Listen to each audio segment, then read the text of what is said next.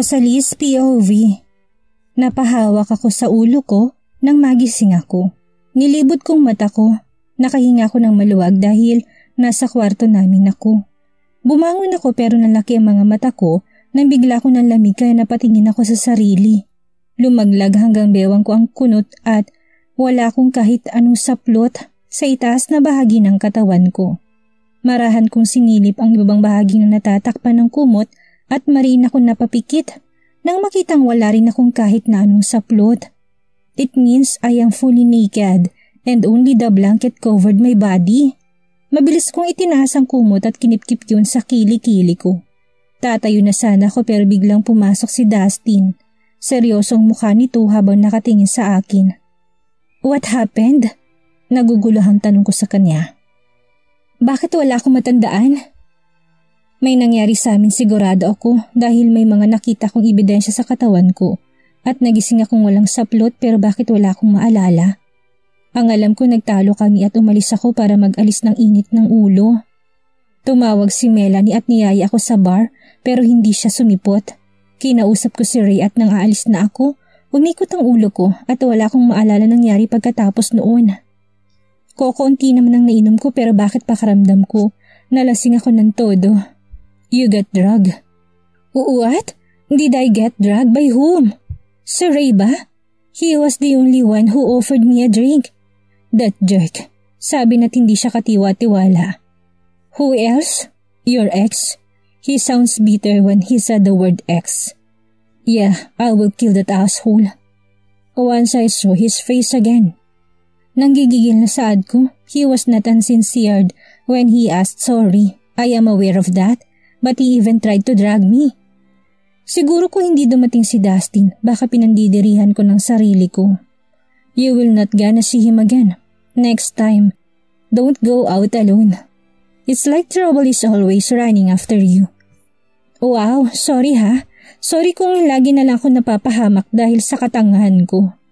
I know it was my fault. Hindi na niya kailangang ipamukha sa akin. Salamat sa tulong mo. Mukhang bayad na naman ako. Nagsalubong ang kilay nito dahil sa sinabi ko. Bayad? You helped me but you took advantage of me. Pag-aakos ako sa kanya, huwag siyang tumanggi dahil may mga marka siyang iniwan sa katawan ko. I can still see a red marks in my chest. I just help you. You were drugged and need a release. Kaya naboluntaryo ako. Dapat magpasalamat ka kasi kung hindi ako dumating na mas maaga sa bar, baka nagising ka sa maling kama. Hindi ko alam kung galit ba siya o nang aasar dahil blankong mukha niya habang nagsasalita pero ibang dating sa akin ang sinabi niya. Para bang kasalanan kong lahat at dapat talaga akong magpasalamat, pati sa nangyari sa amin. Well, kasalanan ko naman kung bakit nangyari yun sa akin. Thank you. Sarcastic na saad ko. Tumayo ko habang nakabalot sa kama at tinalikuran siya, pero nagsalubong ang kilay ko nang sinundan niya ako pagpasok sa bathroom. I am sorry. May hinang saad nito dahilan para mapalingon ako sa kanya. What? You heard me. I said I am sorry. I am sorry if I shouted at you yesterday. I am sorry if you think that I didn't trust you. I am sorry if you feel upset because of me. Sinserong sad nito habang nakatingin sa mga mata ko. Hindi ko mapigilang mapangiti sa sinabi niya. He said sorry. That's enough for me. I am sorry too. Dahil sa naging pagtatalo natin, umalis akong mapapahamak. Next time, I won't go anywhere. Kahit mapatit pang litid mo kakasigaw sa akin. Alam ko namang hindi mo rin ako kayang tiisin kaya hihintayin ko na lang na kumalma ka. Kaya bawasan mo yung pagiging maintin ng ulo mo. Kapag naiinis ka, wala ako sa mood. Pwede mo ako sampalin o saktan pero wag mo subukan tumakas. Hindi mo alam kung gaano ko nag-alala nang malaman kung umalis ka. I am sorry. Don't worry next time. I will just kick your ass. Natawa naman ito sa sinabi ko. We both admitted our mistakes and I hope we both learn from it. Ganun naman talaga sa buhay may asawa. May hindi pagkakaintindihan, minsan ang mahalaga na ayos agad hindi na pinapalala pa kahit na medyo nakagawa na naman ako ng katangahan. Hinila niya ako papalapit sa kanya habang nakasandal siya sa sink. So, are we okay now? Who says? Mataray na tanong ko. We are not, but alam ko ng kasalanan kung na-drug ako ni Ray. Pero Mr. Dustin Versosa, sigurado ka bang galit ka dahil sa nangyari? Bakit mukhang ikaw ang nakinabang? Ngumiti siya na nakakaloko. Well, it is not my fault. Inakit mo ko. No, nadroga ako. Hinalikan mo ko. Gusto mo ko? You, stop! Putol ko sa ibang sasabihin pa niya, tinakpan ng 2 tenga ko para hindi na marinig pang sasabihin niya. Bigla ko nakita ang pagnanasa sa kanyang mga mata nang tumingin ako sa kanya kay napakunot ang noo ko. Inaakit mo na naman ako. Sensual na saad nito tumingin sa katawan ko kaya napatingin din ako. Bigla nalaki ang mga mata ko tumingkayad upang takpan ang mga mata niya. Don't look! You pervert! He smeared. Nakita at natikman ko ng bawat pulgada ng katawan mo.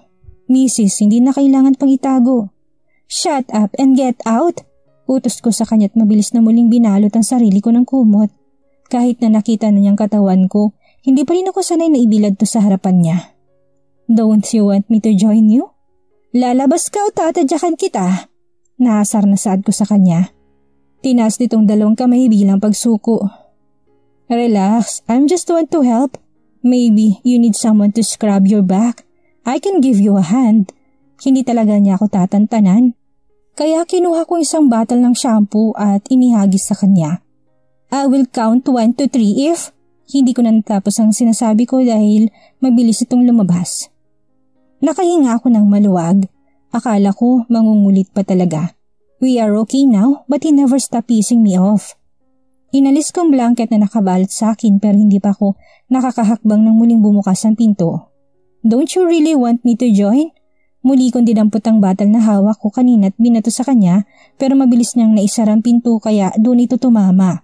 Lumapit ako sa pinto at nilak yun. Mahirap na, may manyakis akong kasama. Living with Dustin is not bad. Kung noong unay ayaw ko at nagdadalawang isip ako kung tama ba na sinunod kong gusto niya at sumama sa kanya pabalik ng Maynila. Ngayon naisip ko na tama lang palang naging desisyon ko. Mabuti na lang pala at hindi naging matigas ang ulo ko at sumunod ako sa gusto niya. Dati, pilit ko siyang iniiwasan dahil natatakot akong malaman niyang sekreto ko. Pero ngayon, iniisip ko kung paano ko sasabihin sa kanyang totoo. Paano ko ipagtatapat na siya talagang ama ng mga anak ko? Siguro panahon na para malaman niyang katotohanan. Panahon na para aminin kong totoo at huwag nang unahin ang takot na nararamdaman ko. Alam ko naman hindi ko mitatago habang buhay ang totoo. Malalaman at malalaman pa rin niya kaya mas mabuting sa akin na manggaling ang lahat. Kailangan ko lang mag-ipon ng lakas ng loob at humanap ng tamang tiyempo. Nagiging maayos na ang pagsasama namin. Kahit na hanggang ngayon, wala pa rin ako matandaan kung paano kami nakasal sa 2. Pero sa kasalukuyan, estado ng relasyon namin, tila hindi na yun mahalaga. We are already just like the other married couple. He is sweet and caring even though he never said the magic words. At alam ko nang nahulog na rin ako sa kanya o mas tamang sabihin na nahulog na talaga ako. Hindi ko naman mapipigilan ang nararamdaman ko lalo na't pinapakita niyang mahalaga ako. At sa pagkakataong ito, handa ako makipagsapalaran para sa sarili ko, para sa mga anak ko at para sa pamilya namin. Ready ka na ba? Tanong ni Dustin pagkapasok niya sa kwarto namin. Tumingin ako sa kanya at ngumiti. Nakasuot ako ngayon ng itim na below the knee dress na pinaresa ng high heels. Ginulo kong buhok ko. Ipinakita ang aking balikat. Pumunta siya sa likod ko at hinalikan ang balikat ko. Paano kung mag-celebrate muna tayo bago tayo pumunta sa party? Bulong nito sa tenga ko habang binibigyan ako ng maliliit na halik sa balikat. Lumayo ako sa kanya, kung saan-saan na kasi dumadapong kamay niya. No, stop your pervert thoughts, Versosa. Saway ko sa kanya. He was about to kiss me on my lips but I avoided him. No, don't ruin my lipstick. But your lips are inviting me. Umirap ako sa sinabi niya. Bago kinuha ang bag ko, let's go. Nauna na akong lumabas ng kwarto namin, kaya wala na itong nagawa. Wife, we can be late, you know. Dad won't mind. Sad pa nito mula sa likuran ko. Hindi ko siya pinansin at nagpatuloy sa pagbaba sa hagdan. If I allowed him to kiss me, baka hindi lang lipstick kong magugulo, kilala ko siya. Naabutan kong kambal na parehong nakatayo sa baba ng hagdan habang nakasuot. Ang gwapo nila. Wow, you look fantastic guys. Bati ko sa dalawa. We are always look fantastic, Mom. Bored na sagot ni Aidan. Alam ko naman yun pero minsan lang kasi sila magsuot ng suit kaya talagang lumalabas ang pagkakahawig nila kay Dustin. Lalo na si Ada na tila salubong na rin ng kilay, habang malalaki naman ang ngiti ni Acer. "Are there many lovely girls there, Dad?" Tanong ni Acer na kinakunot ng noo ko. Inayos pa nitong bawti at nagpapogi sign. Pakiramdam ko, infected na talaga si Acer ng virus ni Timmy. Ang bata pa pero puro babae ng alam. "Acer, we are going to your granddad's birthday. Don't be too naughty," saway ko dito. Ang bata-bata pa nito pero maalam na agad mang babae ko no. Sigurado akong si Timmy na naman ang salarin. Palagi na kasi nandito sa bahay ang isang yun at minsan kasama pa si Sandro na akala ko'y seryoso noong una pero may tinatago rin palang kalokohan. Buti nilang wala pa si Corman na ayon kay Dustin ay may iba na raw umanong tinatrabaho maliban sa pinapatrabaho niya. Marami ng mga bisita nang dumating kami. Mahigpit ako napahawak sa braso ni Dustin na makita ko ng maraming mata ang nakatutok sa amin. Hindi gaya ng kambal na tila sanay na sa mga matang nakatingin sa kanila. Tumakbong mga ito nang makitang ama ni Dustin na nakikipag-usap sa isang matandang lalaking nakatalikod. "Happy birthday, Lolo!" Masayang saad ng kambal. "Thank you," nakangiting saad ng matanda. "Look, buds, they are my grandchildren. Kamukhang kamukha ko, hindi ba?" Pagyayabang nito sa kausap. "Yeah, you are too lucky." Sagot ng kausap ng ama ni Dustin habang tunghay din sa kambal. Humalik ang kambal sa pisngi ng ama ni Dustin bago ang mga ito nagtungo sa mesa kung nasaan ang mamita nila. Pero napatigil ako sa paglalakad papalapit sa kanila nang marinig kong boses nito. I knew that voice. Ilang taon ko mang hindi narinig ang tinig na yon pero natatandaan ko pa rin. "What's wrong?" Nag-aalalang tanong sa akin ni Dustin. Pinilit kong umiti sa kanya't mas lalong hinigpitan ang hawak ko sa braso niya bilang suporta. "Happy birthday, old man," bati ni Dustin sa ama. "Happy birthday, Dad," bati ko naman. Ngumiti to sa akin pero hindi pinansin ng anak nitong nasa kalapit ko. "Bud, I want you to meet my beautiful daughter-in-law. This bastard is lucky to have her." Pagyayabang nito sa kasama na ikinangisi naman ni Dustin. Tila proud na proud ito kahit na tinawag na bastard ng ama.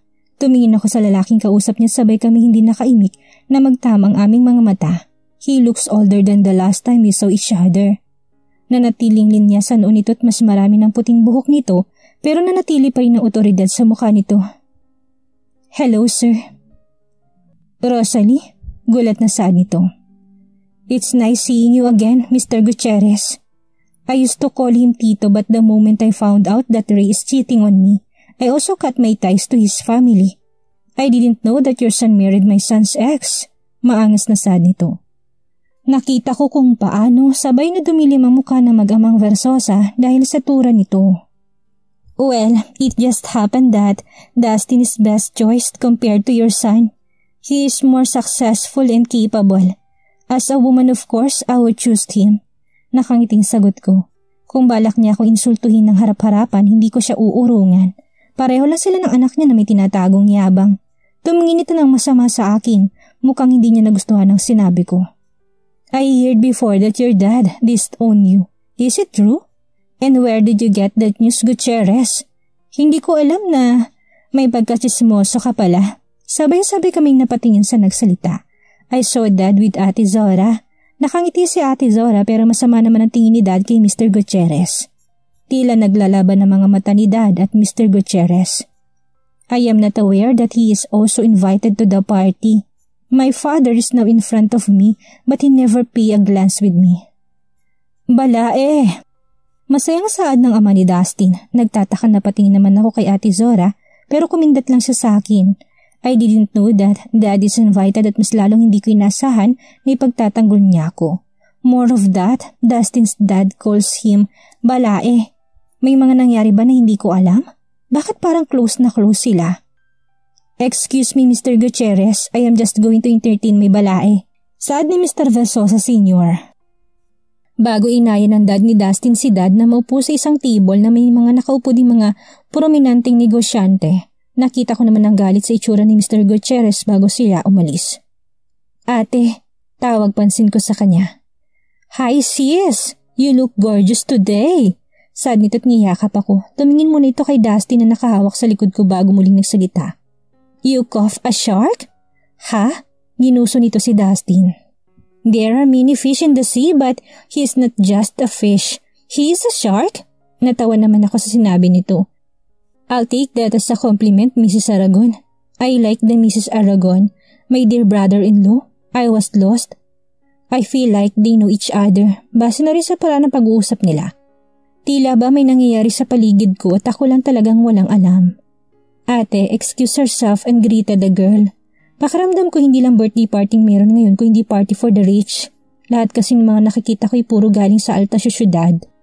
Dustin guided me in a table kung nasan sina Timmy at Sandro, pero nalaki mata ko nang makita ko kung sinong katabi ni Corman.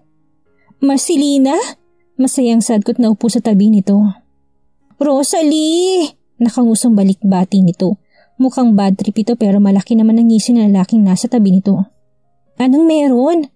Tanong ko nang makaupo ako sa kalapit niya. Sa kabilang tabi ko naman si Dustin. Nilibot kong matakot nakita kong kambal na hindi humihiwalay sa lola nila. Wala, someone just dragged me here. And look at my dress. Daig ko pang papasok sa kumbento. Pagrereklamo nito. Naka-turtleneck dress na lampas hanggang tuhod ito pero fit naman kaya kitang-kitang hubog ng katawan nito. Okay naman, maganda nga eh. Nasanay ka kasing magsuot ng bitin sa tela kaya nagrereklamo ka ngayon, singit ni Corman. Bakit kapag gano'n ang suot ko sa opisina hindi ka naman nagrereklamo? Sikmat ni Marcelina na ikinasipol ni Timmy. Maging si Sandro napangisi. Because this friend of mine is selfish, Marcelina. Nakangising saad ni Timmy at inakbayan si Corman. He is infected by Dustin, susupa ni Sandro, the territorial men. And they do believe in saying that your body is for my eyes only. Natatawang saad ni Timmy. Asar na tinanggal ni Corman ang pagkakakbay sa kanya ni Timmy. I am not territorial, I am just protecting her. Depensa ni Corman pero pinagtasan lang siya ng kilay ng mga kaibigan niya. Corman likes her. Bulong sa akin ni Dustin at pinaglaruan na isang kamay ko. I think kailangan ko na rin humanap ng date. Ayoko manood ng lovebird sa harap ko. Akala ko birthday party to pero ang sakit ng mata ko dahil sa mga couples sa paligid. Kunwari asar na saad ni Timmy. Lumingalinga pa ito sa paligid, tila naghahanap ng prospect. We are not lovebirds. Hindi ako pumapatol sa gaya ng kaibigan niyo. Mataray na depensa ni Marcelina at tumirap kay Corman bago uminom ng wine. You don't like him? Tanong ni Timmy at mapangasar na tumingin kay Corman. Mukha bang gusto ko siya? Nakatikwas ang kilay na balik tanong ni Marcelina. So, it is possible for you to like me? Napataas ang kilay ko sa tanong ni Timmy. Pero tumawa lang si Sandro habang masama naman ang tingin ni Corman dito. Ouch! Biglang sigaw ni Timmy at napaigtad ito sa pagkakaupo. Masama itong tumingin kay Corman habang hinihimas ang binti. Kailan ka pa naging kabayo? Shut up. Let's go. Inis na saad nito't hinila palayo si Marcelina. Pikon! Natatawang saad ni Timmy habang sinusundan ang tingin ng dalawa na naglahon na sa mga bisita. Bastard! Komento ni Dustin na kanina patahimik. That's why I don't want to fall in love. Love is very stressful. Right, Sandro? Who said I am a single? You also have a girl? Kunwari ay, shock na tanong ni Timmy. Hindi naman nagsalita si Sandro at ngumisi lang kay Timmy bago uminom ng alak. Niyaya naman akong tumayo ni Dustin. Nagkakasayahan ng lahat. Meron na rin mga sumasayaw sa dance floor. Ang iba naman inanatiling nakaupo tila abala sa kanilang usapan. Nakita ko si Dada nakaupo sa isang mesa habang may mga kasamang kaidaran niya. Siguro mga negosyante rin itong gaya niya. Papalapit kami sa mesa ng mama ni Dustin kung saan nakaupo sa magkabilang tabi nito ang kambal at masayang kinakausap ang lola nila na may humarang sa amin. Mr. Versosa, you look dashing today. The girl said but she didn't pay attention to me who is now beside him. Tumango lang si Dustin dito habang blangkong mukha. New toy? Muli tanong nito habang mapanuring nakatingin sa akin. She's my wife. Now will you please excuse us? Tila asar na sagot ni Dustin at nilampasan ng babae. Mapang-asar na tumingin naman ako dito bago sumunod sa asawa ko. Mom, bati ko tumalik sa pisngi nito bago naupo sa tabi ni Acer. Umupo naman si Dustin sa tabi ni Aidan. You look gorgeous today, darling. You are really lucky, son. Nakangiting saad ng Gina. I know how to choose, Mom. You just worried too much. Sasagot pa sana ng Gina pero biglang may nagsalita sa entablado. Good evening, ladies and gentlemen. I am happy that you are here today to celebrate my birthday. Actually, I am not just happy. I am statistically happy. Today, I want to announce that my son is already married. He already have a twins and a beautiful wife. Everyone, meet my son's family. Masayang anunsyo nito. Nagsitayuan ng lahat at pumalakpak, kasabay noon ang biglang pagdilim ng buong paligid at tanging sa tapat lang ng mesa namin may malaking bilog na ilaw. Kaya napatingin ng lahat sa gawin namin. Dustin guided me to the stage kasama ang kambal. His dad handed him the microphone. Everyone, I would like you to meet my lovely wife, Rosalie Versosa, and our twins, Aidan and Acer. Maraming nagbulungan, marahil nagulat sila sa nalaman pero wala namang kumontra. Naging masayang handa ang naganap. Gusto kong lapitan si Dad pero hindi ako makasingit dahil abala ito sa pakikipag-usap sa mga ibang bisita. Si Dusty naman yung nakita ko may kausap na rin na mukhang negosyo ang topic nila. Hello boys! Bati ni Ate Zora sa kambal na tahimik na nakaupo sa tabi ko. Naupo siya sa mesang kinaroroonan namin. I didn't know that you will come tonight. Napating siya sa akin. Oh well, I am also not aware. Sinabi lang ni Dad na samahan ko siya. Ang kumpanya namin ay ang bagong supplier ng merchandise sa Versosa Smart. Baka yun ang dahilan wigit pa dun. Naalala ko pa kung bakit gusto ni Dad si Ray na maging asawa ko dati. Magkaparehong negosyo ni na Gutierrez at Aguas at kapag kinasal na kami ni Ray, ito rin ang magiging dahilan para magkaroon ng business merge ang dalawang pamilya. So business partner na si Dad at ang dad ni Dustin. Hindi lang business partner kundi friends na rin ngayon dahil kasal ng mga anak nila. I sighed. Pero natatakot ako na galit pa rin siya sa akin. Subukan mong bisitahin siya. Siguro oras na para mag-usap kayong dalawa. Sabi niya at ngumiti. Tumango ako. Siguro nga tama siya. Pagkatapos nitong party bibisitahin ko siya dahil alam kong hindi ko siya makakausap ngayon. Nilipat kong tingin ko at napansin kong nakangiti si Dad habang nakikipag-usap sa iba. Sana'y napatawad na niya ako. Nasa harapan ako ng gate ng bahay kung saan ako lumaki. Ang bahay na bumuo sa kabataan ko. Hindi man ganong masaya ang mga alaala ko sa bahay na ito pero masaya pa rin ako na naging parte ako ng pamamahay na ito. Kagabi nung nakita ko siya sa party, na-realize ko kung gaano ko kami si Dad. Namimiss ko ng stricto niyang ugali, ang paraan niya ng pang-aasar sa akin, and most of the time na palagi na lang siyang nagsasabi ng mga bagay na nagpapasaya sa puso ko. Hindi siya sweet pero tulad ng ibang dad, napaka-protective niya. Gusto niya akong mag-exile. Gusto niya lagi akong nasa tapat, binigo ko siya nang malamang na buntis ako. Kaya naintindihan ko kung bakit nagalit siya. Siguro nga minsan parang kinokontrol na niya ako pero sa kabila noon alam ko na para sa kabutihan ko rin lang iniisip niya. Kaya ngayon nakapagdesisyon na ako, kakausapin ko siya. Hihingi ako ng tawad at sana sa pagkakataong ito, hindi na niya ako ipagtabuyan pang muli. Huminga ako ng malalim bago sana pindutin ang gate pero hindi pa lumalapit ang kamay ko sa doorbell button ay kusa nang bumukas ang gate. Napatakbo ko papasok na makita ko si Dad. Dad! I called him when he is about to enter in his car. Base sa bihis nito maaaring papasok pa lamang ito sa opisina. He is wearing his casual attire. What is it, Rosalie? Tanong nito habang nakahawak sa pinto ng kotse. Tinula kong pinto para sumara ulit yun sa katumingin sa kanya. What are you doing here? You suddenly appeared after 6 years.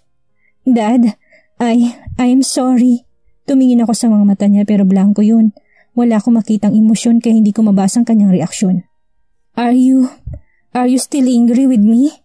It is one of the reason kaya hindi ako nagpapakita sa kanya before kahit nakabalik na ako sa Maynila. Natatakot ako na baka galit pa rin siya sa akin makalipas ang ilang taon. Ako dapat ang nagtatanong niyan sa'yo. Galit ka pa ba sa akin?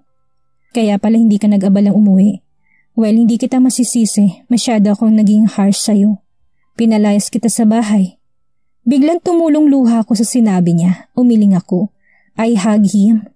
I am sorry. Niyakap niya ako pabalik. Welcome back, Rosalie. Mas lalo kong naiyak dahil sa sinabi niya. Pakaramdam ko na puno ng matagal ng kulang sa puso ko. Dad! Pinahid niyang mga luhang pumapatak sa mga mata ko. I am glad that you are back. Sorry sa mga nagawa ko sa'yo dati. For controlling your life and making it miserable. Sorry kung masama akong ama. Namumula na rin ang mata nito kaya tumingala ito upang pigilan ng luha. bago muling tumingin sa akin.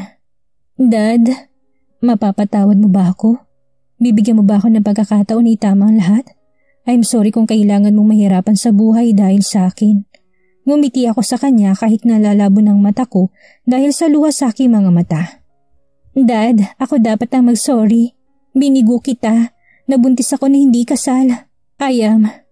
No, I am not disappointed. Pagputol nito sa sasabihin ko. Nag-alala ako. Natatakot ako para sa kinabukasan ko nang malaman kong buntis ka na baka hindi mo kayanin.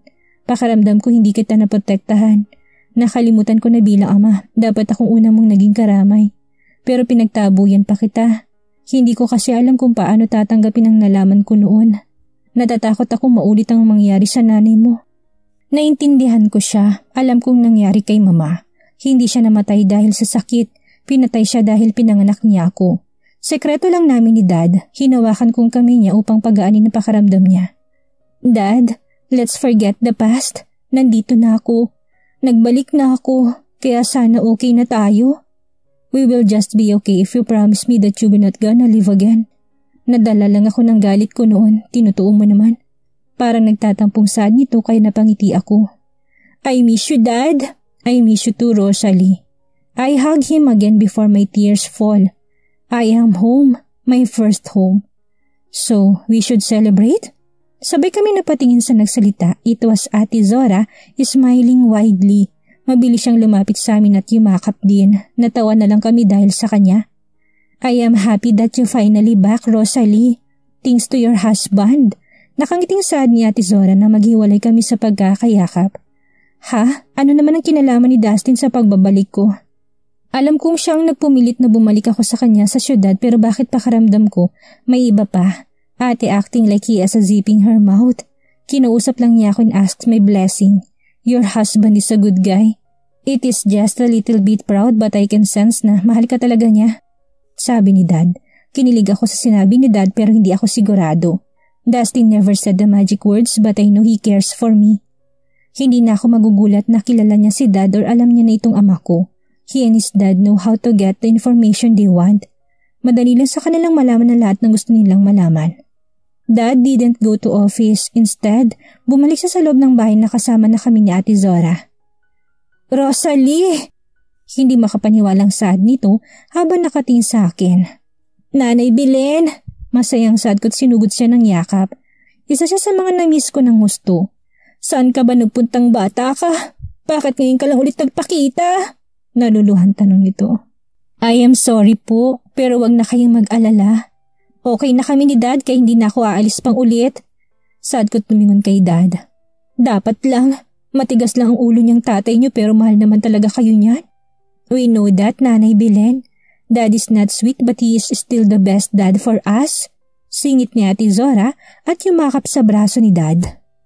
Binubola niyo na ako. Iuwi niyo na muna ang mga apo ko, lalo ka na Rosalie. Baka mamaya buntis ka na naman pero hindi pa ako kilala ng kambal mo. Anito bago naupo sa sofa. Dad, nalalaking matang saway ko rito. Bukas na bukas din ipapakilala ko kayo sa kambal. May pasok lang sila ngayon kaya hindi ko kasama. Saka hindi pa po ako buntis. Well, I think we will move our celebration tomorrow. Let's have a family dinner. Dalhin yung pamilya niyong dalawa dito bukas. May pinalidad na saad ni Dad. Sabay naman kaming tumango ni Ate Zora. How about me? Porket bumait na yung tatay niyo, kakalimutan niyo na agad ang magandang tita niyo? Napatingin kami sa may pintuan at nandoon si Tita Ivy na malawak ang ngiti. Anong mangyayari ngayong maayos na si Rosalie sa kanyang pamilya, lalo na sa kanyang ama? Simula na kaya ito ng masayang buhay para kay Rosalie at sa buhay may asawa niya? Yan ang ating aalamin sa susunod nating kabanata.